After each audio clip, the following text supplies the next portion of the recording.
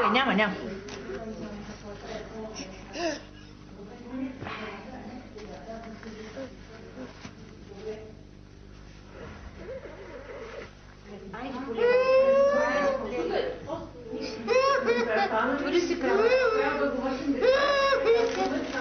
Vasky is obviously in a great deal of pain. Да бутам по стомаха. Айде сега, леко ще сложим памперс. Лекичко. Къде те боли? Боли ли са някъде? Къде?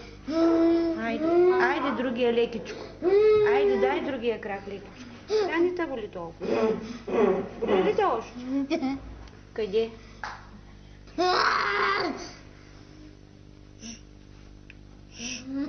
Айде, свърши вече. Айде, надигни допито, можеш ли?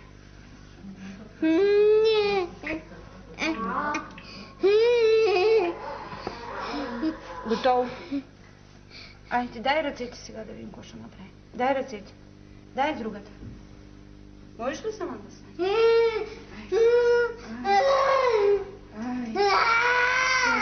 Няма бе, няма. Не я още.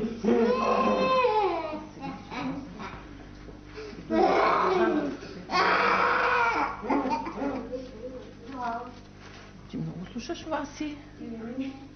Кажи здрасти.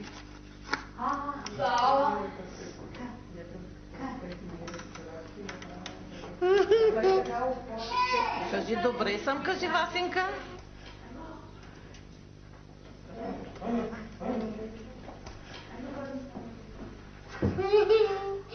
Няма, Васки, няма. Няма, Васки. Няма. Vasky is taken to the nurse, who puts cream on her swollen feet. But despite her screams, no one seems to have noticed what looks like a break in her right leg.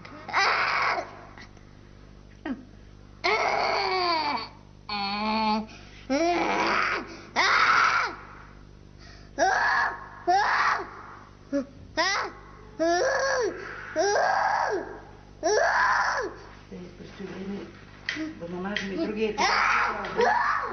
Добре.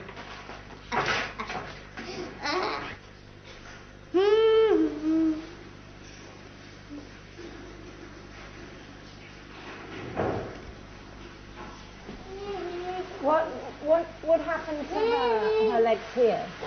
Какво тук е станало на кръцето? Точно той е заболяването. Тук, там, той сега трофия на костите. Да, те си има просто самите кости, така както горе, нали, има друг Стоянчо, така като кобилица, както оттатък Свилен, просто костите им се чупят неусетно и се променят с възрастта. И тя е голяма Васка. На какво се дължи това?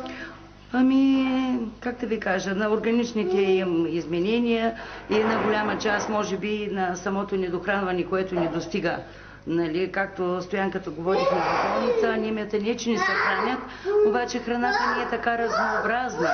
Нали, не е богата витаминозна, не е прясна всеки път, според сезона. Както едно дете в къщи, нали, се храни. Айде, Васки. Сега ще ти пуснат да гледаш детско предаване. Музика ще има. И музика ще има. Тя говори, но така постаря. I find it very distressing that not so long ago Vasky could walk and move around and had a degree of movement and happiness. It's awful that she's in the condition she's in now. С възрастта претърпяват, нали, вие знаете, от вида на заболяванията им, претърпяват и на деградация. Рядко претърпяват и на възходяща градация.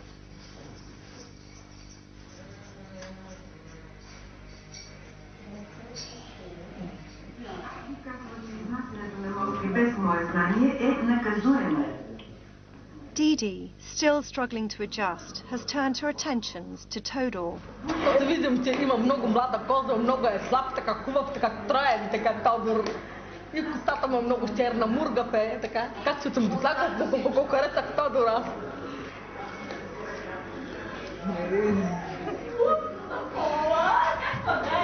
Does he like you?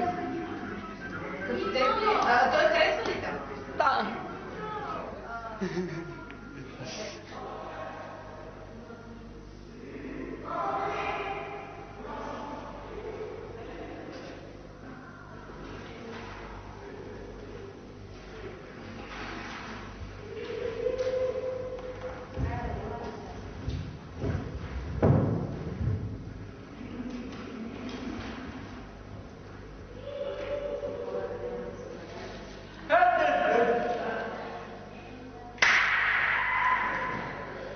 Todor is having some fun in the corridor with the corner of a crisp packet.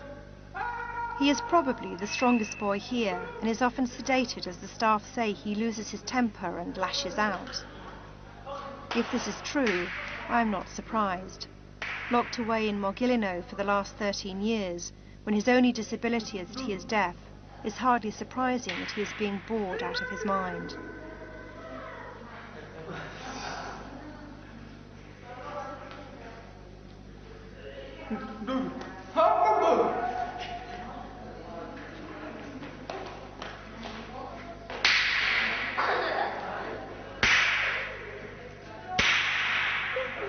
Didi is smart to have latched onto him.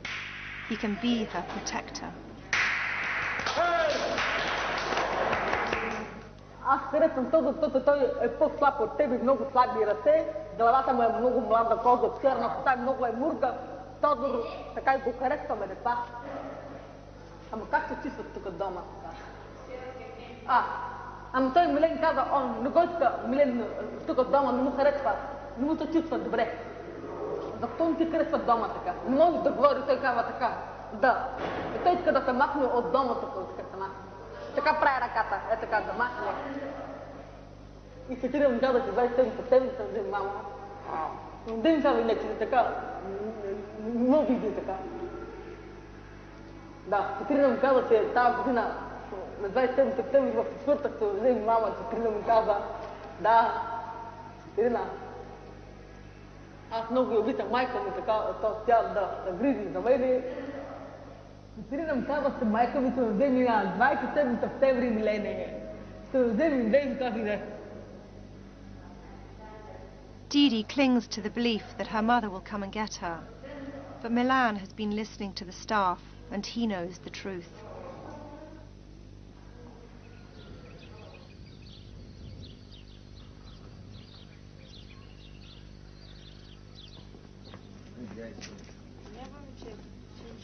It's laundry time again, and this time I decide to follow the children and the carer into the dormitory.